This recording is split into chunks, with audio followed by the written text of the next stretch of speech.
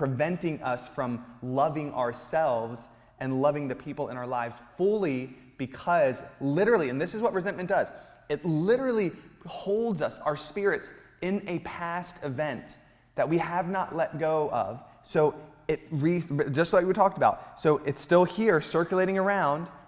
And think about it, you're literally, and this is then the circulating around energetically, your mind thinks about it, it then transfers back into a feeling, and then you hold it and you push it down, you bottle it up, right? And that feeling, that thought, is tethered, literally, cognitively, to a past moment that we are playing out over and over and over and over again. And so when we think of Saucha, when I really go to it, like the heart of it, what it's really about, yeah, it's purifying the mind, and that is done somewhat through meditation. But for me, like the cornerstone of Saucha it's the heart. It's forgiveness, period. You have anything to add? Yeah, just in, so I'm not going to contradict what Chris said, but we also, in that, we have to realize that this body is a temple, right? We've been gifted the ability to experience life, through our consciousness, experience this life through this physical form. It's the equivalent of being given like something so valuable, so precious, so incredibly amazing, and not taking care of it. You know what I mean? Like, you all have people in your life that take better care of their car than they do their bodies. Right? They'll get regular oil changes. They'll wax it and clean it, and they like and then you look at them and their bodies fall into pieces. Right? So there is the level of understanding, what does it mean to purify the body? What does it mean to take care of it at the highest level? If this is the finest instrument that you will ever experience, why not fine tune it? Why not put the right fuel in it? Right? Why not give it what it needs to thrive? And then obviously the mind, right? Why not do the practices that keep the mind clear and steady, powerful? We talked about this in just recently in the Awaken Life Retreat, the mastermind that we did, where it's the idea of being and becoming. The beingness is who we are right now and how we feel about ourselves. And our becoming is who we're going to be in the future. Beingness gets all the hype in yoga. Oh, you just be with the moment and be here, be now, the nowness. Oh, don't worry about the future, it'll come. We have to understand that who we are right now, guys, is an accumulation of what we put in our bodies, how we've taken care of our bodies, what we've thought, what we've held on to as far as resentment goes for the last 6 months, call it, right? Longer, but we'll just call it the last 6 months. Who we are now, so that's who we are right now, is the representation of all of the stuff we've done for the last 6 months. Who we are right now is also a good prediction of who we're going to be in the next 6 months if we don't get conscious of what we're doing with the body. And so purity, really, when it comes down to it, we have to take care of this physical form. We have to take care of the mind, because the access point, let me say this, the access point to being and becoming is body, mind, and heart.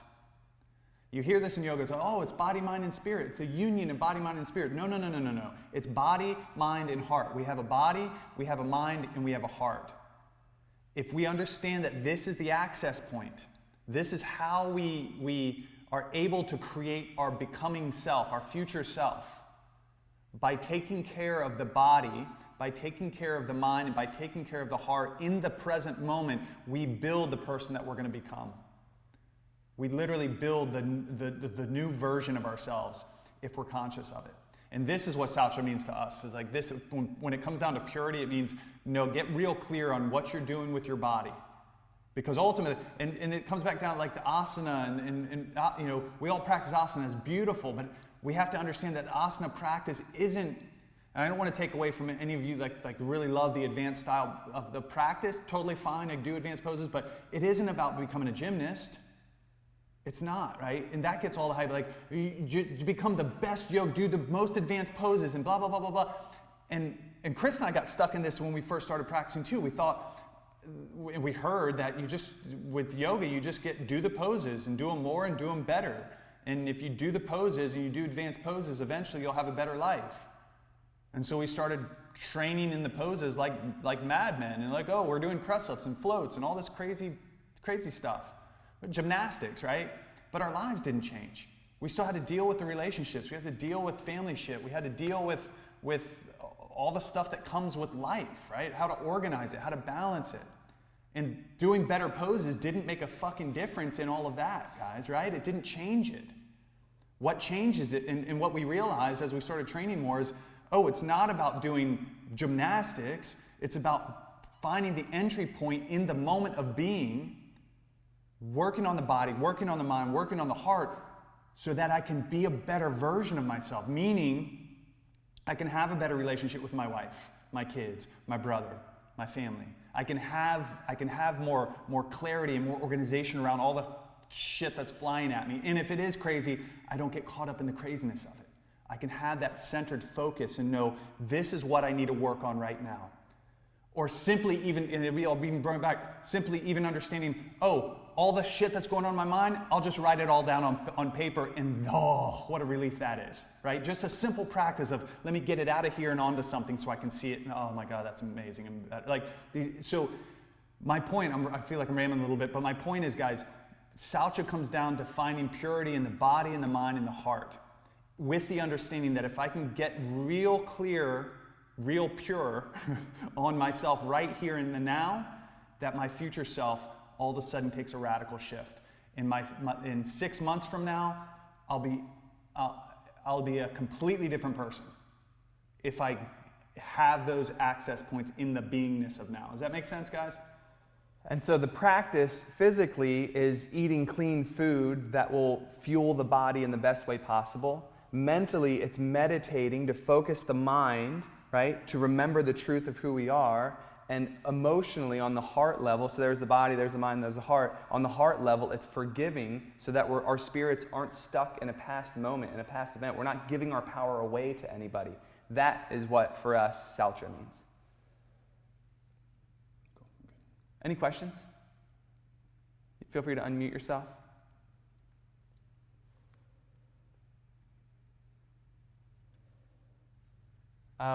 Good question, Charmaine. When we talk about the details of food and fuel, we have that. I'm not sure what weekend, but it is coming up, and we'll detail it for you. Yeah. With you guys, so with most of the trainings, we're only able to scratch the surface with that stuff. But with you guys, we have the time to deep dive, and it's been our passion for a few decades. And when we teach it, it's going to be simply, this is what we do. Like if you guys, some of you love eating steak. Some of you love whatever it is. You love fruity pebbles in the morning. I like eating vegetables. Feeding that wolf. So we never, there's literally a training in our area that when you do the training, you have to be a vegan for the entire year, right? They force everyone to be a vegan. I'm like, okay, I get it. And, practicing... They're not very successful.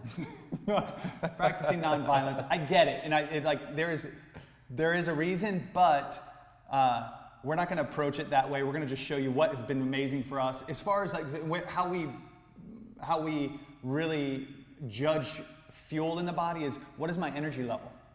And am I able to maintain high levels of energy throughout the entire day? How is my body feeling? Am I feeling aches and pains, or am I feeling good, right?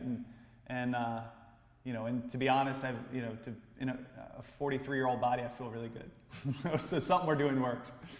Anyway. Yeah, but we also will detail it in a way that it'll give you good information, because we call it the yoga of nutrition, because it's the same thing. Like, we have to intuit what's right for us, right? That's why if I call myself and I label myself one thing, then all of a sudden I've confined myself to being that thing, which stunts my ability, it inhibits my ability to evolve and grow as my body ages and as things change in my life. I'm stuck in an identity of this is who I need to be, vegetarian, vegan, carnivore, herbivore, pescatarian, whatever the hell the label is, and I cannot evolve with my body's evolution. Does that make sense? It's really, really important. So we're allowing our our bodies and what we're feeding it with better information, understanding that mostly, like understanding like the difference between living food and raw food, cooked food and processed food, and on what end of the spectrum should I be eating predominantly, and how that makes me feel, but using your body as the high watermark, the litmus test, the experiment, so to speak. So that's what we'll go into. So let's jump into the next one. The next one is Santosha. I think you got this one, Chris. All right. Let's do this. Piece of paper is easier to pass. All right. Santosha is contentment. In the Yoga Sutra, it says, contentment brings unsurpassed joy. Santosha encourages us to accept the isness of each moment and situation in our lives. In a society that teaches us that more is better and encourages us to constantly want the newest and best, we rarely feel satisfied. Contentment allows us to make peace with what is. Is that it? Mm-hmm. I think we have one more. Oh, is it? Okay. Yeah, and then the last quote is, I don't know which one we did. I think we took one out. We have two here. Dale Carnegie wrote, "It isn't what you have or who you are or where you are or what you are doing that makes you happy or unhappy. It is what you think about it." And the last one is by Lao Tzu. "Be content with what you have. Rejoice in the way things are. When you realize there is nothing lacking, the whole world belongs to you." All right. So I think with contentment, the biggest obstacle with contentment is we get caught up in this idea that contentment is complacency, right? And that if I'm content with how things are, but I want them to change, then somehow they can't coexist. Does that make sense? So if I'm living in squalor, and I absolutely want that to shift for me, how can I be content? And this is what I've struggled with Santosha. What I've struggled with most is a drive to shift my life in a different way, right? Because it's what I was talking about before about being and becoming. Like my beingness is the idea of contentment. Like I'm really okay with now, and I'm really okay with my past, and I'm really okay with how things are. And I also want to experience a different version of life. I want to experience an expanded version of myself, right? I want to experience a different reality in the future, right? And so there's this idea of Santosha where if I allow myself to be content with how things are, what I'm really tricking my mind into saying is I'm going to just be complacent. I'll be here, and this is how things are, and I'm never going to change anything, and nothing's ever going to shift, and okay, I'm just okay with it. So the question is really, how do we be at peace and at the same time still thrive in our lives? Right? Still create a different version of yourself that you want, right? A different version of yourself that you feel like you want to become.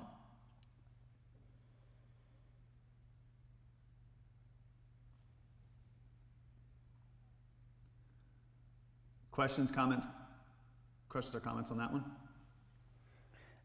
I'm going to say it a different way, and if you have a question, just jump in and speak over me.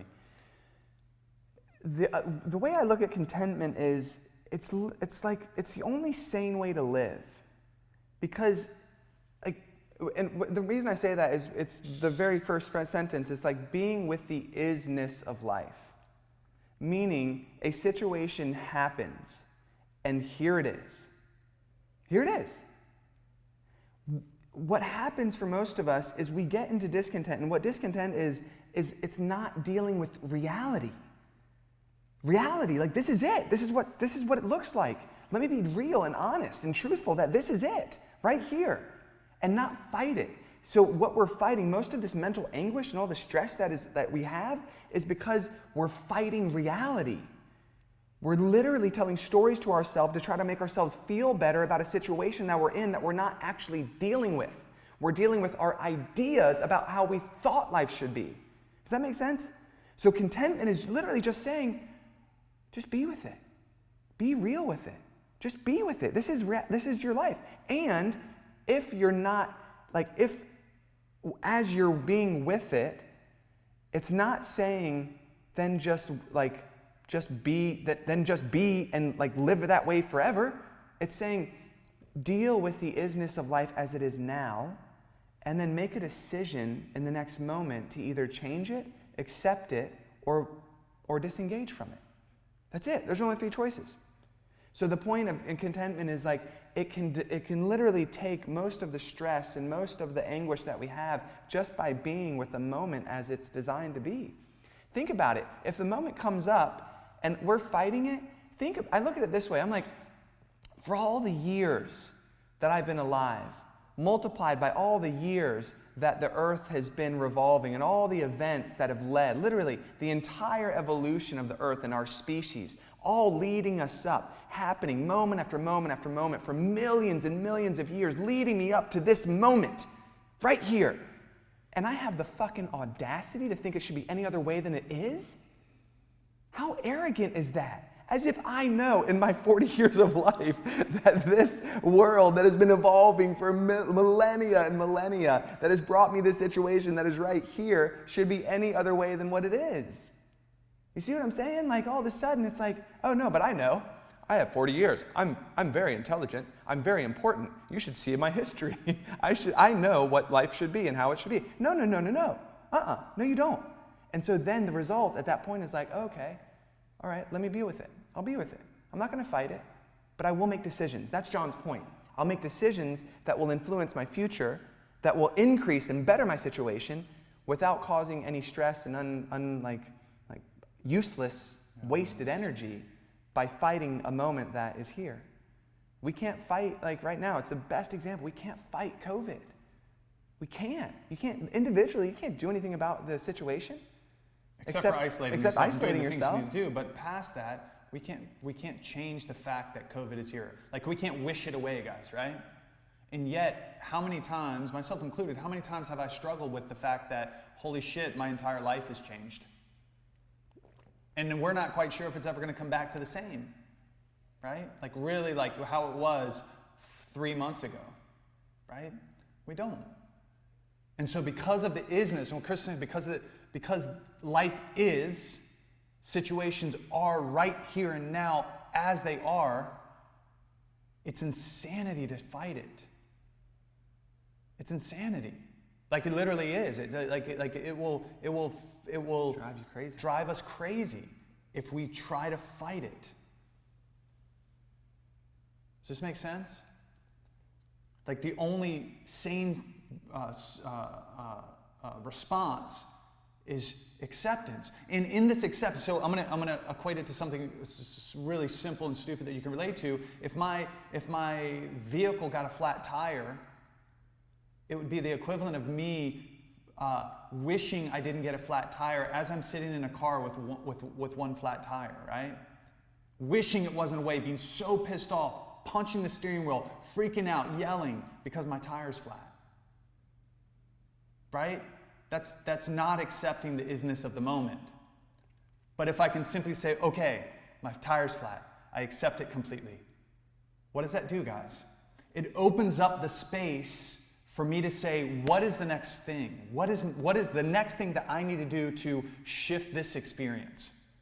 Because I'm getting a sample, I'm getting a result that I'm not happy with. I want a different result. Time to take a different action, right?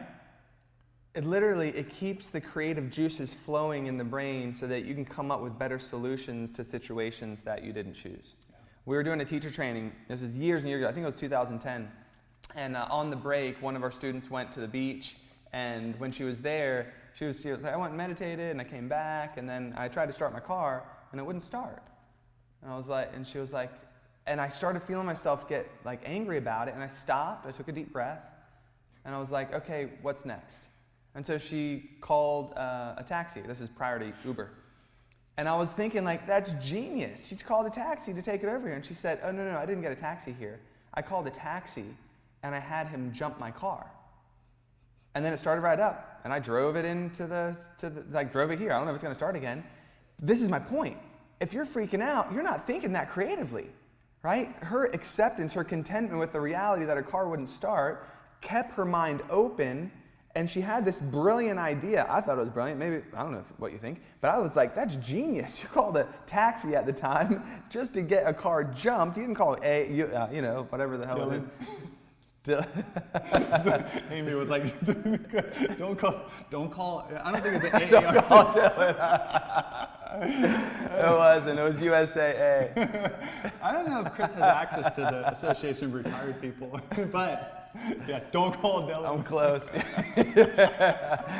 Always mix those things up. Oh, that's brilliant. That's perfect. I call you old Chris. I get to mix up. Hey, I got a little gray. I'm working some gray.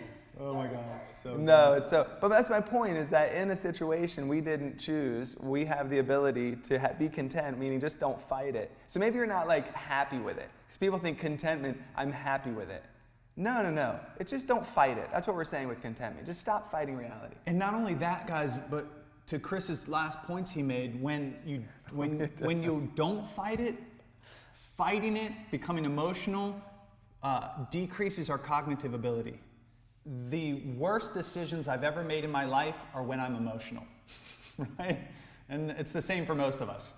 Like, punching a wall isn't a good decision to make because I'm angry, right? All of a sudden I break my hand. I put a hole in a wall. I've never broken my hand doing that, but I've punched walls before because I'm angry. Not a good decision to make, right? We do stupid things when we're emotional, right? Because we can't think. The animal brain takes over at that point and we just become reactionary. If we keep our calm, if we stay at peace, our cognitive ability stays high and we can think of the next thing. What's the next thing? What's the next thing? Like the example Chris gave of the student. She said, okay, I'm going to call a taxi. She probably in the beginning was thinking, I'll take the taxi. And then the taxi pulled up. Because she was at peace, she was like, I wonder if he has jumper cables. I'll ask him, hey, do you have jumper cables? He's like, yeah, I do. Hey, will you jump me? All of a sudden, jump, boom, done. Because she didn't get frustrated, because she didn't get emotional. Good with that, guys? Questions? Yeah, jump in. I got you. I got you. I'll just unmute you. I think you hit it at the same time. Oh, there you go. What's up, guys? What's up? Let me talk about this for a second. So we're Santosha. Saying it right? Yeah, Santosha, yeah. All right. Now, can this be a constant state that you can just live in? Because the way we were kind of talking about it, this seems like, I understand, hey, the weather sucks. I can't control that. I'm going to go throw on a rain jacket. No big deal. But the things that I can control or fight for or go after in life, it seems like you were talking to Santosha is more like kind of like a calm in the storm. Like, hey, I can just be with it. This is what it is right now. Maybe a rest, a pause, a little recharge. But like as human beings, like especially depending on your type of personality, like that drive, like you gotta step back out into that storm and chase things. And sometimes you gotta go against the grain to get what you want. Now, pros and cons to that, I understand, but like, are y'all looking at this as like a way of living all the time? Just hey, it is what it is. As much as possible, Phil. Like yes and no. Let me go with some. Hold on. I'll find it. We'll see. Go ahead. Keep on. Yes and no. Yes, as far as to be as skillful as possible in all the situations. No, only to the extent of there are situations that I need to train for to experience this. A great example is like being in the military, being in a firefight.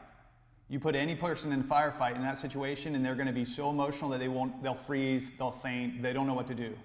But if you've trained for that experience, to be in that experience and still maintain focus and calm and maybe you're not at peace, but you don't let the animal emotional part of you take over, so you can say, what's next? What's next? What's next?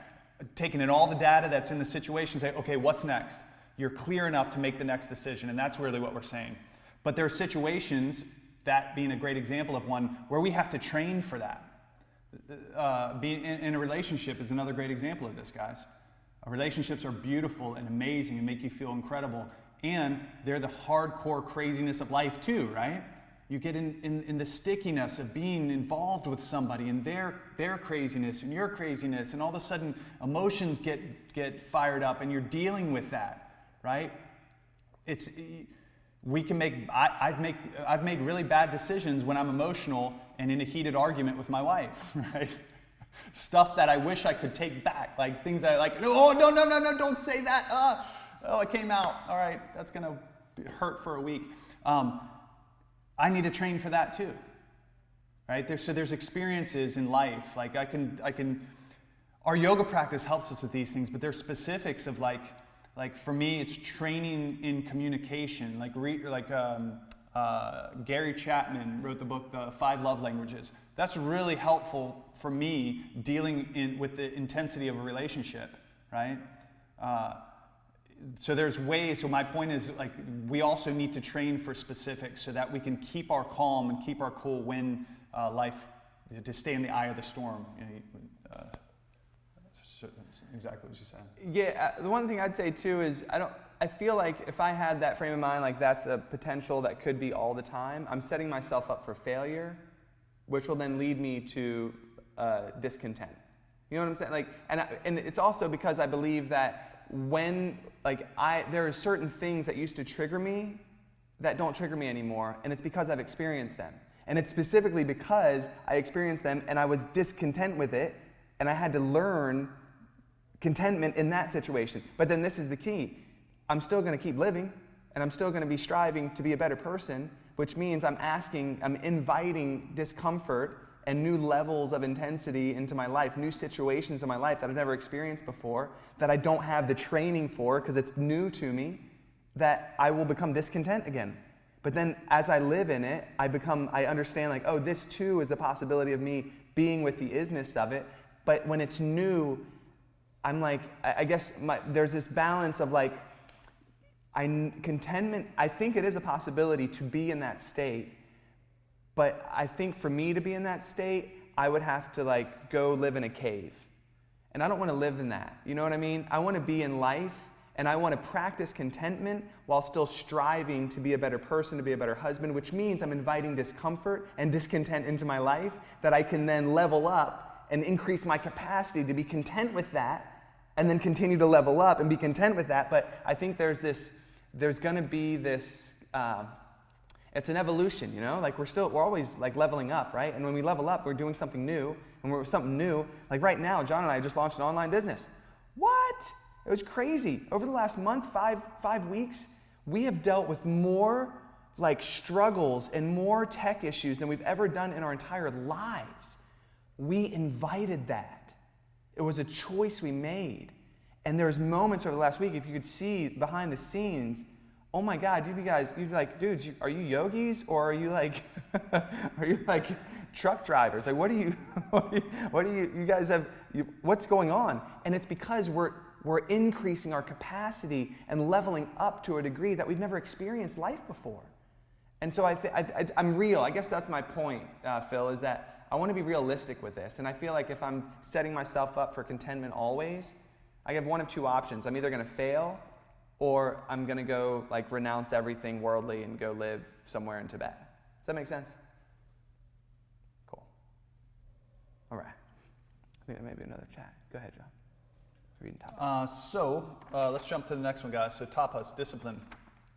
Self-discipline burns away impurities and kindles the sparks of divinity. Yoga Sutra.